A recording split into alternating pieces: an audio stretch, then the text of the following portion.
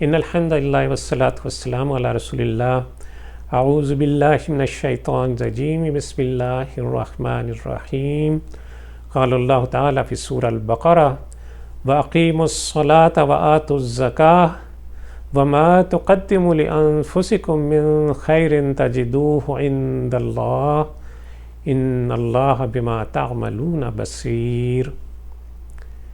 نماز قائم کرو اور زکوٰۃ دو، تم اپنی عاقبت کے لیے جو بھلائی کما کر آگے بھیجو گے اللہ کے ہاں اسے موجود پاؤ گے۔ جو کچھ تم کرتے ہو وہ سب اللہ کی نظر میں ہے۔ اس آیت مبارکہ میں 3 بڑے احکامات دیے جا رہے ہیں۔ پہلی بات یہ کہ نماز قائم کرو، اس کی طرف توجہ دو۔ نماز مسلمانوں کو تنظیم سکھاتی ہے اور تنظیم ہی طاقت کو بڑھاتی ہے، مستحکم رکھتی ہے۔ دوسری بات کہ زکوٰۃ ادا کرو، تمہاری دولت کہیں ایک جگہ مرتکز ہو کر نہ رہ جائے، غریب کہیں مالی مشکلات کا شکار نہ ہو جائے اور پھر اپنی مالی کمزوری کی وجہ سے کہیں دین سے برگشتہ نہ ہو جائیں۔ اور تیسری بات کہ جو بھی تم خیر کے کام کرو گے وہ اللہ کے ہاں جمع ہوتے جائیں گے، نہ صرف جمع ہوں گے بلکہ اس رب کی شان کریمی سے بڑھتے چلے جائیں گے، اور تم ان اعمال کو اس دن پاؤ گے جب تمہیں ان کی سب سے زیادہ ضرورت ہوگی۔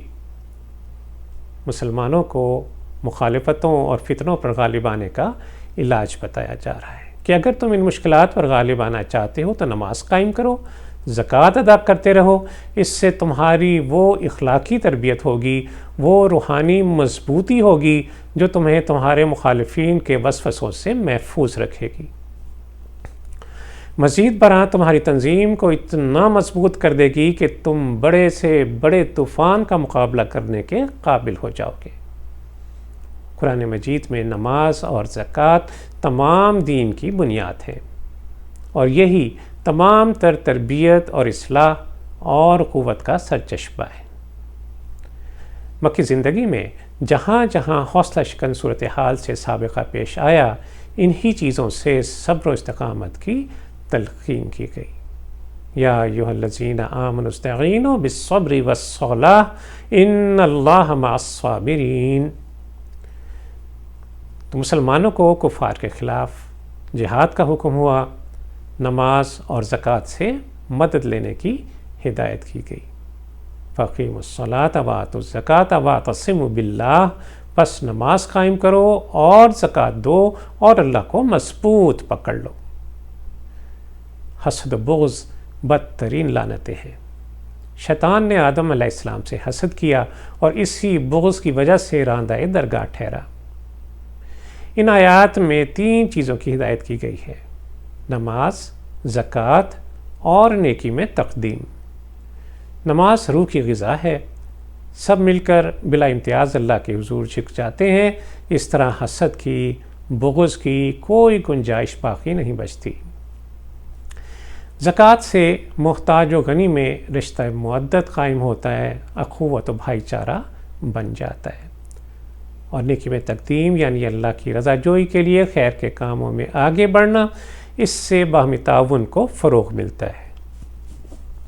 بس یہ 3 اعمال تمام نیکیوں کی جڑ ہیں، انہیں مضبوطی سے تھام لیا جائے اور یہی اللہ کے ہاں ہمارے قرب کا ذریعہ بنے گی۔ اور دیکھیے، کوئی نیکی جو بھی اخلاص سے کی جائے وہ کبھی اللہ کے ہاں ضائع نہیں ہوتی۔ اللہ عز و جل اس کا بہترین اجر ضرور بضرور عطا فرماتا ہے، کسی نقص کے بغیر، کسی کمی کے بغیر، بلکہ کئی گنا بڑھا چڑھا کر عطا فرمانے والی ذات ہے۔ وہ ذات جو اکرم الاکرمین ہے، وہ ذات جو ارحم الراحمین ہے۔ رسول اللہ صلی اللہ علیہ وسلم نے ارشاد فرمایا کہ جب کوئی شخص اپنے حلال مال میں سے اللہ عز و جل کی رضا کے لیے صدقہ کرتا ہے تو اللہ عز و جل اپنے بے پایاں کرم سے اس کو اپنے دانے ہاتھ میں لے لیتے ہیں، اس کو قبول فرماتے ہیں، گو کہ وہ کھجور کے ایک دانے کے برابر ہی کیوں نہ ہو۔ پھر کھجور کے برابر اس صدقے کو وہ اپنے بے پایاں کرم سے ایسے خاص اہتمام سے پالتا ہے، پوستا ہے، بڑھاتا جاتا ہے جیسے تم میں سے کوئی اپنے گھوڑے کے بچے کو پالتا پوستا ہے۔ ثم یربیہا کما یربی احدکم فلوہ، یہاں تک کہ کھجور کے دانے کے برابر کیے جانے والا وہ صدقہ احد کے پہاڑ کے برابر ہو جاتا ہے۔ سبحان اللہ، کیا کہنے اس اکرم الاکرمین کے کرم کے، اور کیا ٹھکانے اس ارحم الراحمین کی رحمتوں اور برکتوں کے۔